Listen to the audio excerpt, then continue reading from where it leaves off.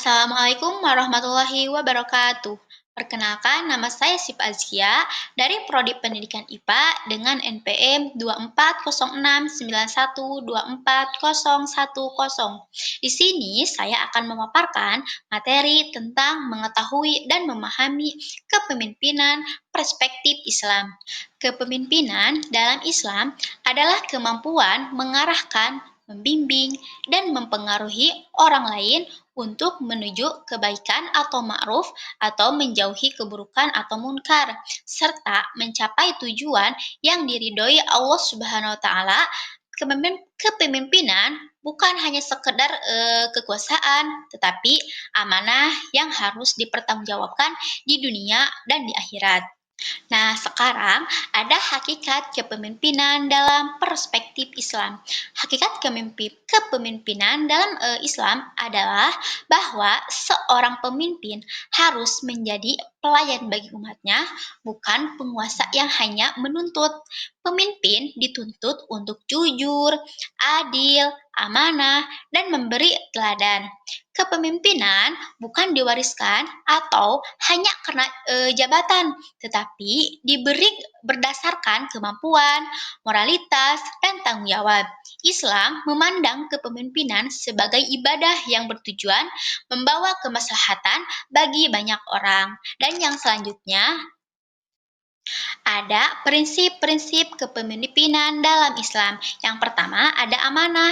Amanah adalah pemimpin harus dapat dipercaya, tidak curang, dan menjalankan tugas dengan jujur.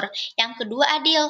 Pemimpin wajib menempatkan segala sesuatu pada tempatnya dan tidak bersikap zolim.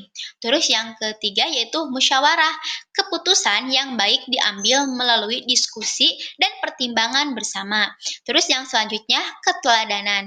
Pemimpin harus menunjukkan akhlak yang baik sehingga orang lain mengikuti bukan karena takut tetapi karena rasa hormat. Terus yang selanjutnya ada tanggung jawab. Pemimpin bertanggung jawab atas kesejahteraan dan kemajuan orang yang dipimpinnya. Terus yang terakhir ada melayani. Seorang pemimpin adalah pelayan bagi rakyatnya, bukan orang yang harus dilayani. Dan yang selanjutnya tujuan kepemimpinan dalam perspektif Islam. Yang pertama, mewujudkan keselamatan dan kebaikan bagi umat. Dan yang kedua, menjaga keadilan dan keseimbangan dalam masyarakat. Yang ketiga, mewujudkan kehidupan yang damai, teratur, dan penuh nilai iman. Yang keempat, mengarahkan manusia kepada ketaatan Allah Subhanahu wa taala.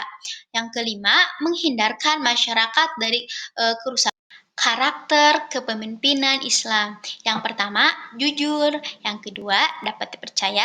Yang ketiga, cerdas. Yang keempat, menyampaikan kebenaran. Yang kelima, sabar dan tidak mudah marah. Yang keenam, rendah hati. Yang ketujuh, berani mengambil keputusan. Yang kedelapan, menjaga akhlak dan kehormatan.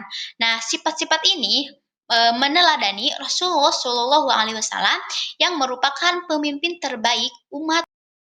Tantangan kepemimpinan dalam perspektif Islam. Banyak pemimpin yang mengajar kekuasaan, bukan amanah. Nah, ada juga konflik kepentingan dalam organisasi atau masyarakat. Nah, ada juga kurangnya keteladanan moral, pengaruh negatif dari lingkungan atau budaya luar, dan yang terakhir, kurangnya pemahaman tentang nilai-nilai syariah dalam pengambil keputusan. Nah, ada juga upaya membentuk kepemimpinan Islam yang efektif. Di antaranya, memperkuat akhlak dan iman pemimpin, terus menumbuhkan budaya musyawarah, membangun komunikasi yang jujur dan terbuka, mengutamakan kemaslahatan umum daripada kepentingan pribadi, terus mengambil keputusan berdasarkan nilai-nilai Al-Quran dan As-Sunnah, terus belajar dari kisah kepemimpinan Nabi dan khalifah-khalifah yang adil. Ada landasan Al-Quran dalam surat Al-Baqarah ayat 30, yang artinya, sesungguhnya aku hendak menjadikan seseorang khalifah di muka bumi. Maknanya, ayat ini menegaskan bahwa manusia ditunjuk oleh Allah Subhanahu wa Ta'ala sebagai khalifah, yaitu pemimpin di bumi. Ini berarti setiap manusia memiliki tanggung jawab pemimpin, baik dirinya, keluarganya, maupun masyarakat dengan adil, bijaksana, dan penuh amanah. Kepemimpinan dalam Islam bukanlah kehormatan semata, tetapi amanah yang harus dijaga dan dapat dipertanggungjawabkan. Baik, sekian yang dapat saya sampaikan. Mohon maaf bila ada kesalahan. Wassalamualaikum warahmatullahi wabarakatuh.